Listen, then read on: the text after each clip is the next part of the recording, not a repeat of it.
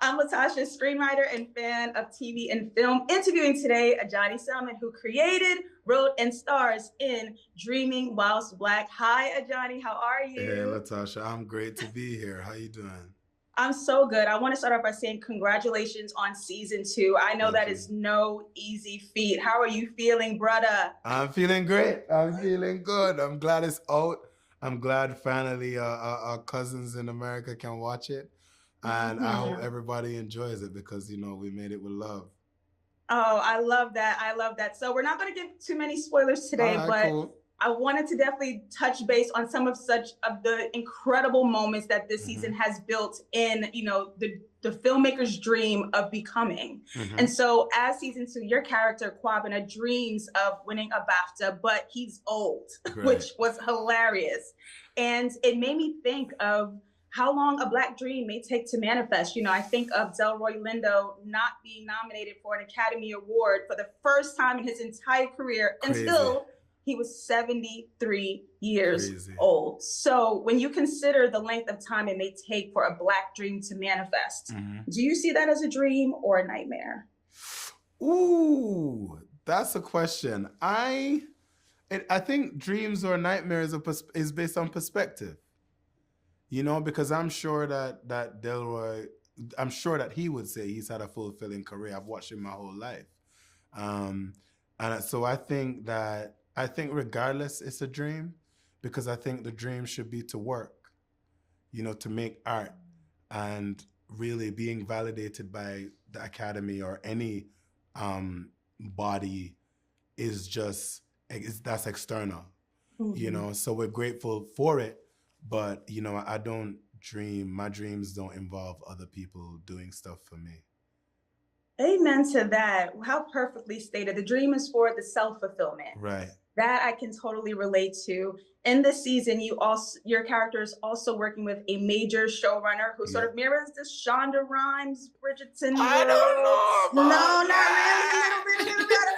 But we have a new great big character, Bridget Julius, who is making this Yes. genre fantasy rom-com historical piece. And this is Kwabena's first big directing job, where he must consider including Black history, Mm-hmm, race, mm-hmm, all of mm-hmm, that in this mm-hmm. period piece. So if he doesn't, it may be considered Black erasure. But what was your approach in Kwabena facing the battle of having to do his job versus telling his truth? I think for us, especially like for all of us in the writers' room, it was about the complexity of success and the kind of gymnastics that you go through when trying to achieve these things like colorblind casting, right? So for us, it was just like, um, what what scenario could we put him in which would feel impossible to win? Mm. And that felt like, a costume blind regency drama felt like right territory for like everything, for everything that we wanted to explore. And it was so complex, and all of the notes that this season hits was so real, Thank and you. it made the dream feel like it burst the bubble of the veil of the dream. Right. And it really gets into the nooks and crannies of what it actually takes to define that success for Mm-hmm. yourself. Mm-hmm. But what was also incredible in this season, shout out to Paramount Plus for giving me a screener. I saw some of them episodes. Oh yeah. I sure did. So good. The hair. We have to talk about how incredible the hair was this season. So Yes. going into this big fantasy piece where we usually see these white powdered wigs from historical white men signing constitutions, but morphed into locks, braids, afro texture. Tell me about the process of creating that. You know what? I can big up Cynthia De La Rosa, who is our wig hair and makeup designer. But also a shout out to Jody Simone as well, who's our costume designer, because when we were going back to season 2, because season 1 did well for all of us and everybody went off and did loads of big jobs. So when I kind of called them back for season 2, they were like, you know what, Johnny, like, we love you, but like, we have bigger jobs now. And they were like, but if you make it interesting, we'll come back. I said, say less. So when I was like, look, this is a show, Regency, like, and almost showing the duality of that as well, of like the regency that Kwabena's on in terms of what Bridget and Simon, those characters, are allowing him to do versus what he dreams. So that dream kind of became the pivotal moment of what could a Regency drama look like if we really had the space to flex. And that's why I think they all came back, including Belinda, our production designer, as well. In that one scene, it was just like, right, what would a wigged lock look like? What would a lock with a wig look like? What would it look like if you acknowledged the natural texture of our hair while adhering to the Regent era?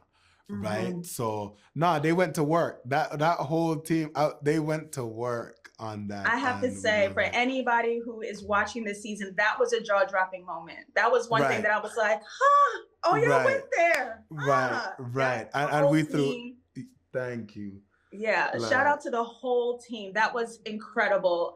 You know, as a TV writer myself, maneuvering this business and this industry of Hollywood, as we've mentioned, that this season peeled back the veil of the dream. And we really got to learn through Kwabena's journey the reality of all the politics that it takes to make a TV show.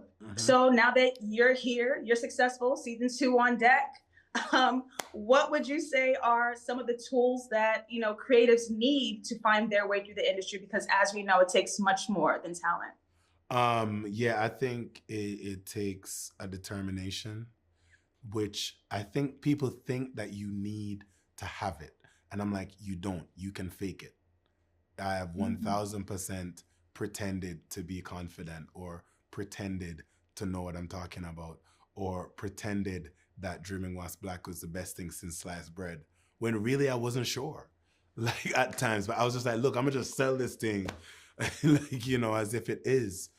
And I think that knowing your vision, knowing what it is you're trying to say, makes it easier to sell to other people, right? Because the truth is, the financiers and the execs who are green lighting your show, they themselves may not necessarily be creative people, right? So it's imperative for the artist to be able to articulate that vision to people who don't have the vision that you have, right? And I think that's a big part of it, is like convincing people, even for us, like that, as I say, that one scene with the extra wigs, the extra hair, the costumes having like Adinkra symbols instead of like all of that, like we had to justify that, because it's like, bro, you're adding an extra day on shoot for one scene.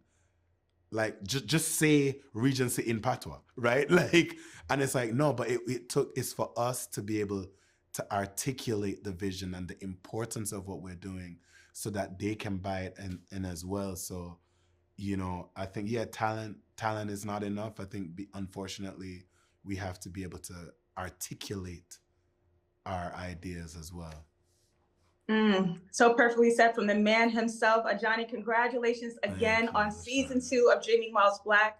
Thank you guys so much. My name is Latasha. Again, you guys can catch season 2 of Dreaming Whilst Black, now streaming with new episodes every Friday on Paramount Plus. And an Easter egg for the audience: as you walk in your dream, Adjani, I hope you're happy now. I am. Thank you so much, Latasha. You're welcome. Take care. Bless.